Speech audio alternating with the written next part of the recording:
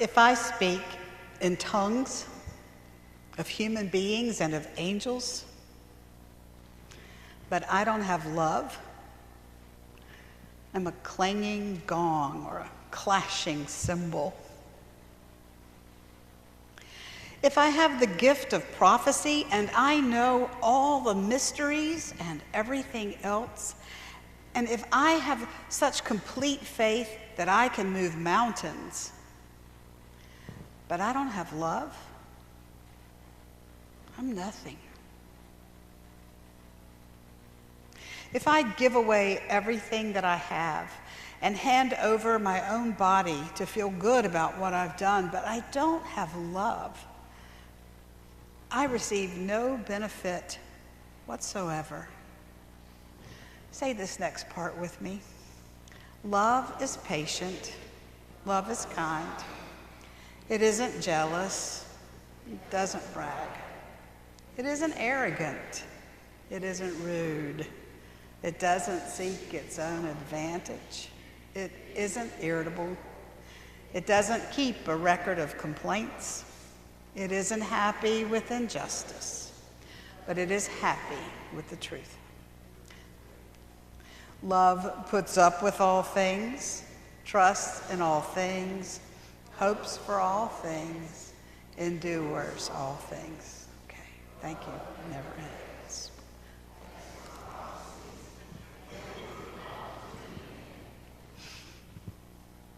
Thank you.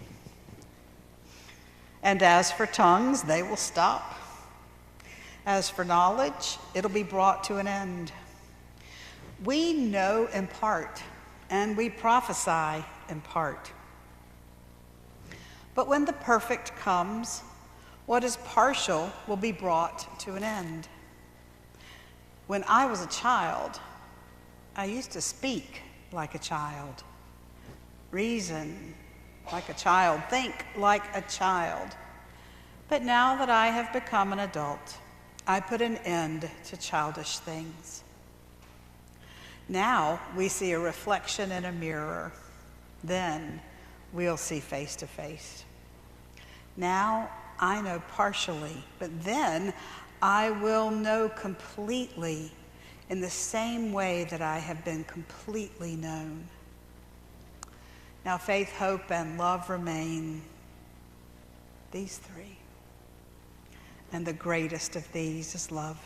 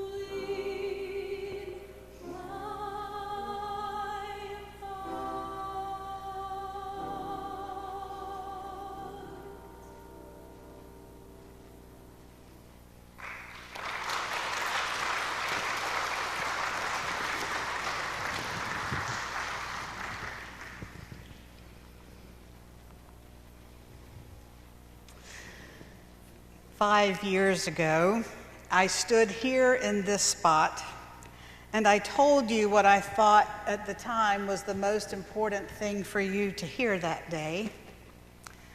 I am standing, I said.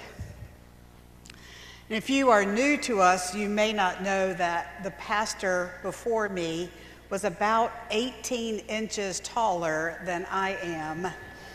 And so it seemed an important thing to say that if you were used to aiming for here with your eyes, we were not gonna work. So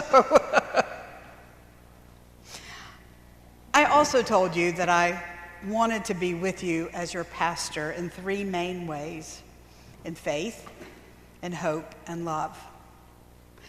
I'm still standing, and as I reflect on my time with you as your pastor, I believe, point faithfully to many times that we have lived together in ministries of faith, hope, and love.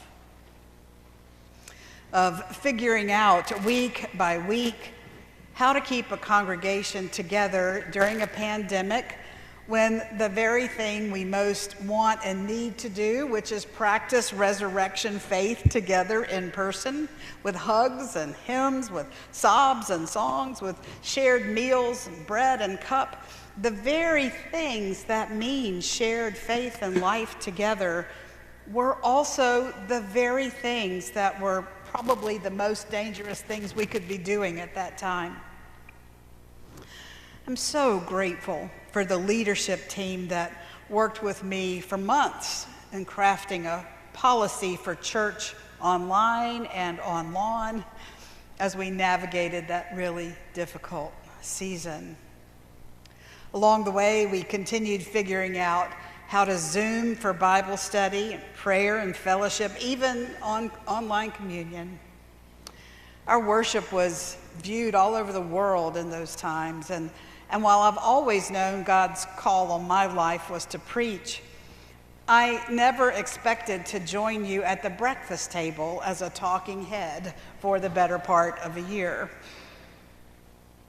Coming back to in-person worship and figuring out who was here, who was not here, who had found us during that time and who had left us, who found us during disaffiliation and found here the kind of grace-filled community that said, safe, home, welcome, belong.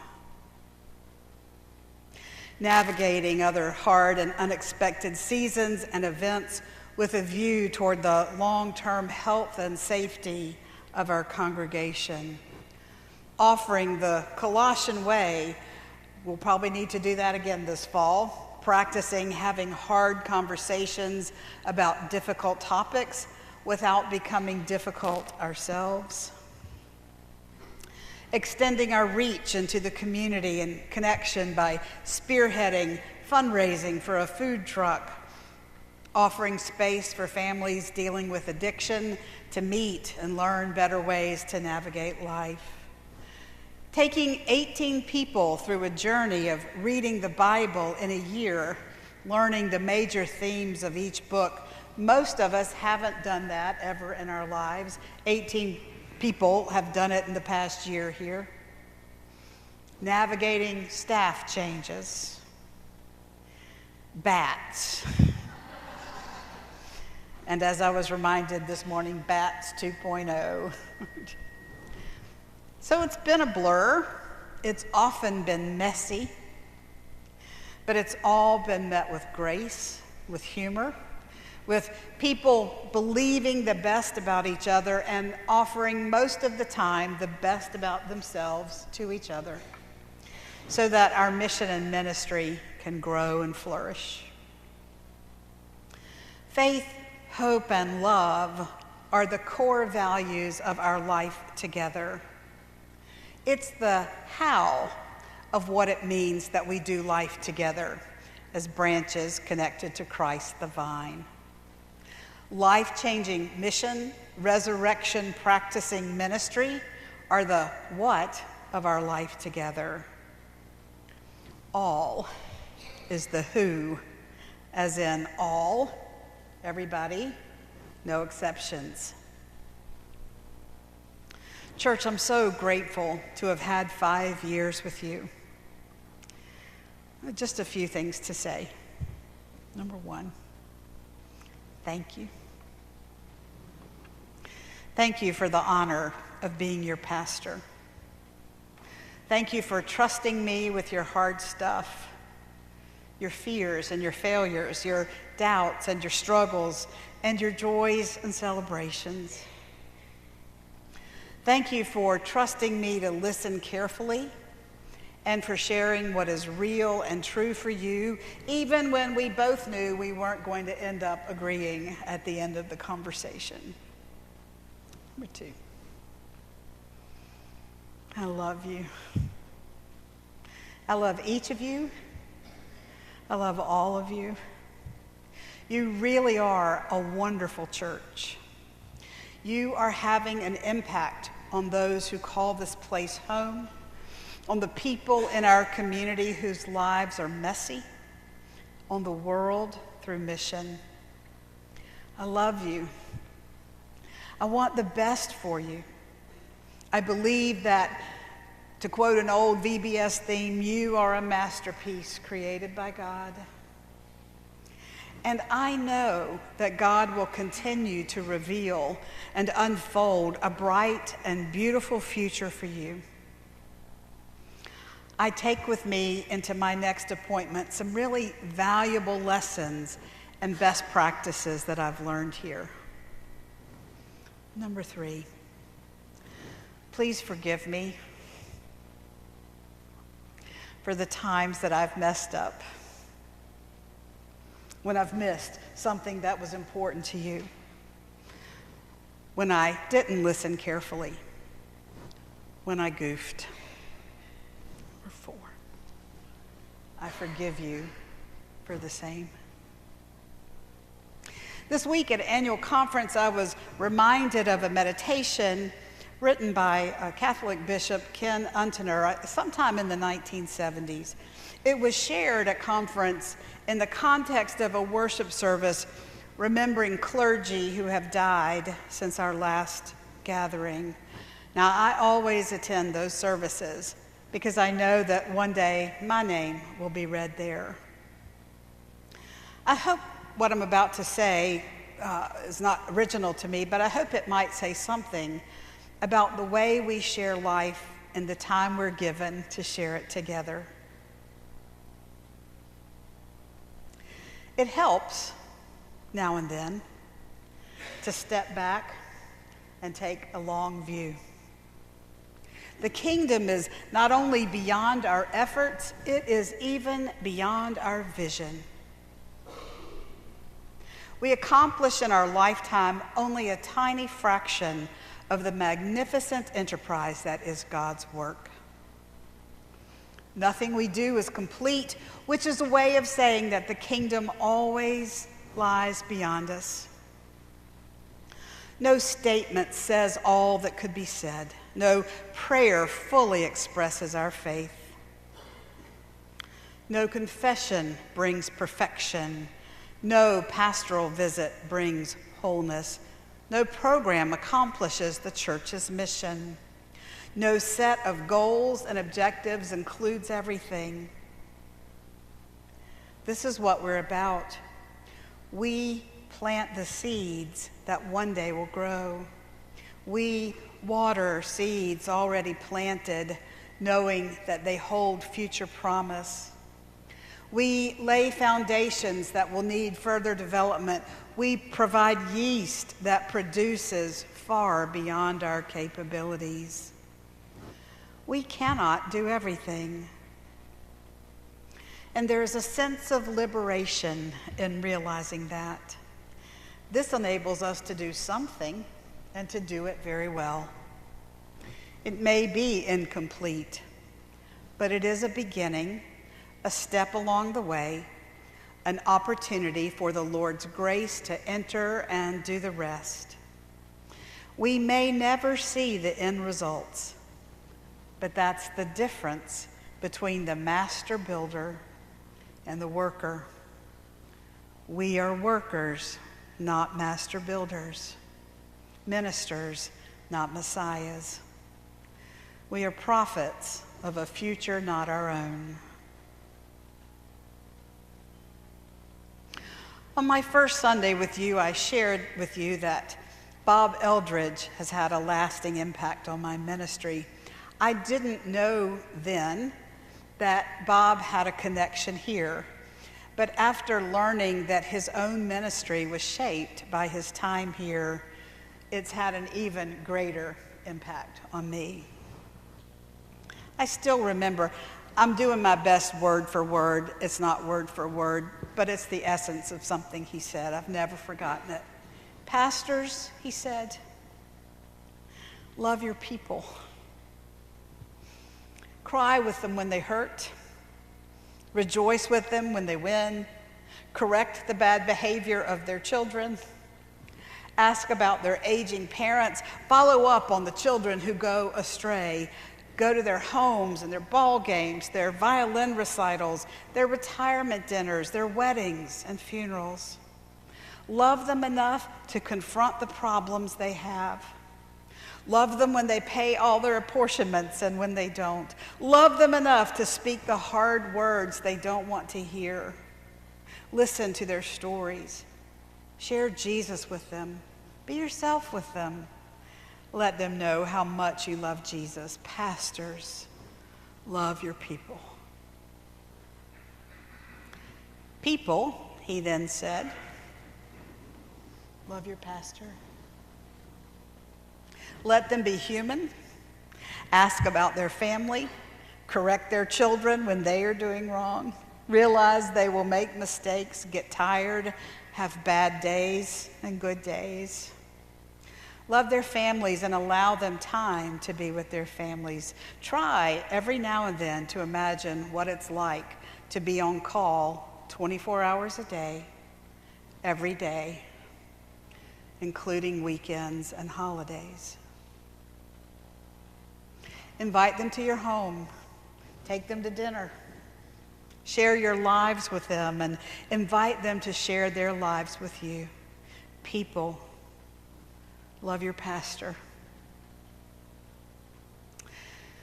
To the extent that you have experienced the love I have for you, I am grateful. I am more aware than you of the ways I have failed. Thank you for loving me and my family and for rejoicing in our sweet seasons of my daughter's wedding and our anticipation of new life in our family. You have loved me when it was easy. I hope that was most of the time. But you've also loved me when it was hard. You've loved me when I was creative and energetic and funny and witty. And you have loved me when I was struggling with grief or pain or things I never talk about. I can't thank you enough for loving me and trusting me to be your pastor. And now I ask you to do something that's hard. I ask you to send me forward to the corridor district in this same love of Jesus. And I ask you to give this same love now to Dwayne and Heidi Parton. Sally Bates summed up the life of a pastor in her retirement speech that she gave at annual conference some years ago. How do you measure the years in the life of a pastorate?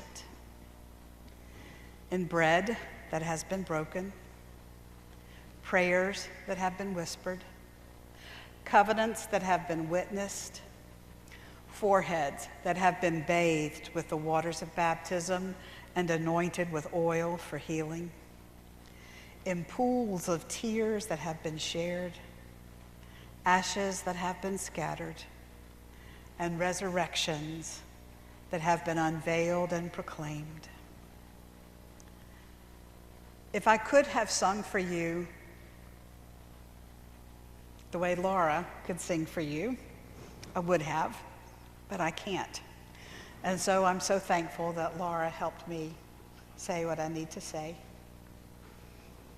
I thank my God on every remembrance of you.